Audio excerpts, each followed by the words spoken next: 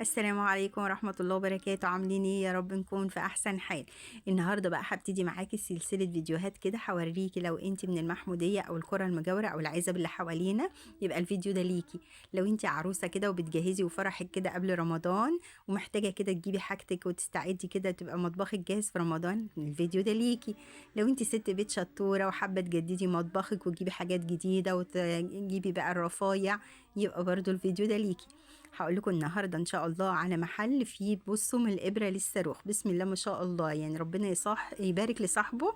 هو محل العمده موجود قدام المستشفى العام في الجنب التاني اللي هو في ورا الزرع، يعني انت قصاد المستشفى العام على طول بتلاقي كده جناين، هو وراها على طول او جنب بيت زهيرو.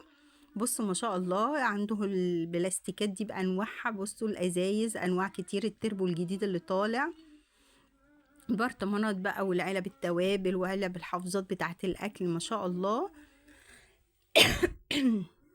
عفوا. بصوا الأزايز وحاجات بقى من اللي هي البلاستيك البيور الصحي. هنا لانش بوكسات برضو، لو في واحدة كده ابنها هيخش حضانة، بقى في ناس بتحب تدخل ولادها في الترم التاني على أساس يكون الجو دفى شوية. هنا الكوبايات بقى بتاعة رمضان الجميلة ديت بأشكالها، بكار بقى وبوجي وطمطم. وهنا بقى أشكال رمضانية، يعني في حاجات غوامق في حاجات فواتح. الكنك الألمونيا بقى والقطع الفرداني، الأكواز عشان العصاير بقى إن شاء الله معانا. الكرسي اللي هو البلاستيك ده متين جدا وجميل، البوتي بتاع الأطفال بكذا شكل معانا.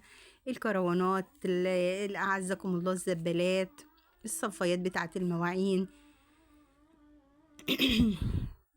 عندهم من كل حاجة كذا شكل بصراحة. وانا عايزة اقول لكم ان الألمونيا ديت على الطبيعة احلى بكتير، يعني التصوير مش مبينها، حاجات خامتها وجودتها عالية قوي. هنا البصمات بتاعة الكحك بأشكال ياما برضو، وديت برضو صفاية المعالي والاطباق بقى والحاجات المينامين الفرداني دي اشكالها بصراحة تحفة كلها، صواني بلاستيك، صواني مينامين.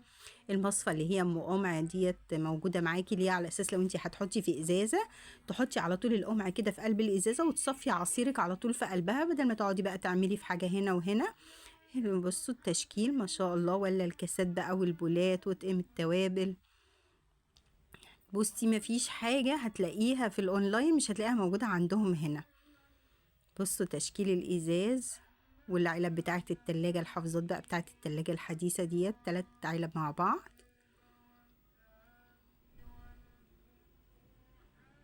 ولا الرفايع بقى، قسم الرفايع ده مش عايزة أقول لكم هتوهي، ومستحيل يعني مش هتيجي تلاقي حاجة اللي انت عايزاها. بصوا المقصات أشكال وحدث ولا حرج،